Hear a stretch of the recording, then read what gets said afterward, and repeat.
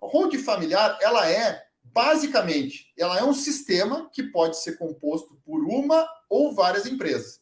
Mas vamos aqui pegar um caso simples, tá? De uma única empresa.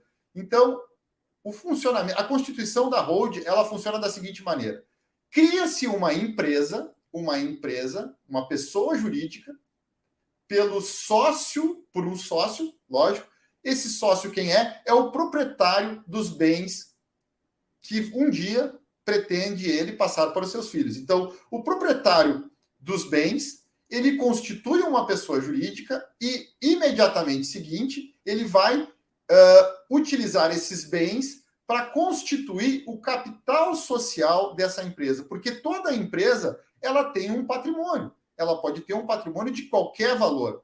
E por isso, por essa necessidade de ter um patrimônio, o proprietário desses bens, então, ele coloca esse acervo de patrimônio que estava no nome da pessoa física dele, coloca para dentro desta empresa.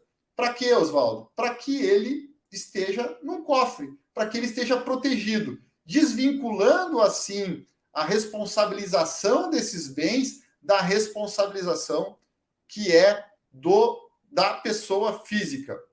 E antes que vocês me perguntem, e já teve uma pergunta aqui nos comentários, um sistema de holding, vocês lembrem que eu falei ontem, ele é público. A gente faz as claras. Ele não serve para fraudar nada. Ele não serve para isso. Ainda que algumas pessoas se utilizem de forma ilícita, de uma ferramenta lícita. Mas ele não serve para isso. Ele não serve para fraudar credor, ele não serve para fraudar casamento, divórcio, herança. Ele não serve para nada disso. Ele não serve a esse propósito. Se isso for feito, esse sistema não vai trazer a segurança e os benefícios econômicos que a sua utilização lícita traz, tá bem? Isso eu acho que é muito importante que vocês saibam disso. O sistema de holding familiar serve para isso, ele serve para segregar riscos, e segregar riscos não é ilícito. Segregar riscos é planejar. Planejar quem vai correr o risco do que vai correr o risco, tá certo? Que fique muito claro isso. Então, primeiro passo é constituir uma empresa, colocar os bens para dentro dessa empresa, e essa empresa, então, vai ter como sócio o proprietário daqueles bens. Ele não esvaziou o patrimônio dele. O proprietário, ele não é mais dono de imóveis. No caso, no nosso exemplo aqui, vamos falar de imóveis. Então, ele não vai ser dono direto dos imóveis, ele vai ser dono de cotas sociais de uma empresa. E é essa empresa que é a proprietária dos bens dessa empresa, tá bem? Primeiro passo de constituição da holding é esse. Segundo passo, isso se chama a constituição de uma empresa. Agora, o planejamento sucessório, ou seja, a transferência de patrimônio de pai para filho, ela é uma segunda etapa do sistema de holding. Por quê? Porque depois de constituída a sociedade, integralizado, colocado os bens da pessoa física para dentro da jurídica, se faz, então, o segundo passo, que é transferir as cotas da empresa e não o bem, porque o bem é da empresa. Vocês não podem confundir o que é a empresa do que é da pessoa física. A pessoa física, ela detém cotas sociais da empresa. Ela não é a empresa. Ainda que ela seja dona da empresa, quem é dono do patrimônio é a empresa, tá bem? Indiretamente, ela vai ter poder de mando, mas formalmente quem é o dono daquele patrimônio é a empresa.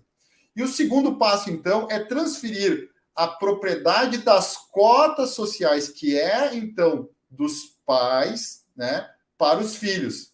E essa transferência se dá pela doação de cotas. Mas essa doação de cotas, diferentemente da doação de bens imóveis, ela pode ser contratada de uma forma a manter os pais no pleno domínio e administração do bem. De que forma? Eles não serão mais sócios. Os sócios serão os filhos, ou seja, se faz a divisão das cotas aos filhos, ou seja, uma família com 2 filhos, por exemplo, os pais vão doar as cotas para esses 2 filhos. Em que proporção? A proporção tem que respeitar, no mínimo, o que nós chamamos de legítima, que é a parte que os pais obrigatoriamente têm que oferecer aos filhos. 50% ela é dos filhos, é da legítima, é dos herdeiros legítimos. Então, 50% é obrigatoriamente dividido entre os filhos. Via de regra, os pais acabam dividindo em partes iguais. Então, ficaria 50% para um, 50% para outro, né? Então, seria isso. Eles seriam os sócios efetivos. E quem seria, então, o que seria, então, os pais? Os pais, eles seriam os usufrutuários das cotas sociais. Das cotas sociais. Os pais, eles detêm o poder de administração, eles serão administradores dessa empresa. E como usufrutuários e administradores dessa empresa, os pais, eles continuam gerindo aquele patrimônio como se donos fossem, tá bem?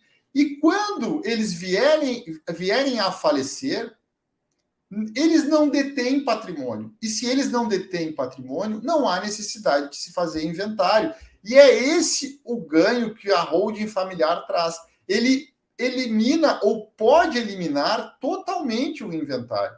Claro que há diversas situações, mas esse é o efeito prático, porque quando os pais falecem, o que acaba é a administração e é o usufruto. Mas a propriedade já é dos filhos pela doação anterior, entende? Então, isso já está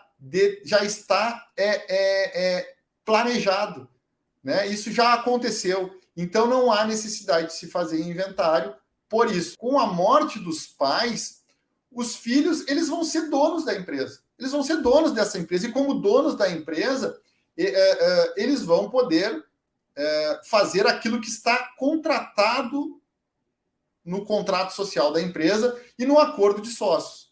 Então, o acesso se dá pelo fato deles serem sócios. Então, se nada estiver em contrário no contrato social e no acordo de sócios que eles podem vir a ter, eles têm um acesso direto. Então, se não tiver uma cláusula que impeça eles de vender esses bens, eles vão poder vender, né? Como vão fazer isso? Bom, aí há N formas de se fazer isso.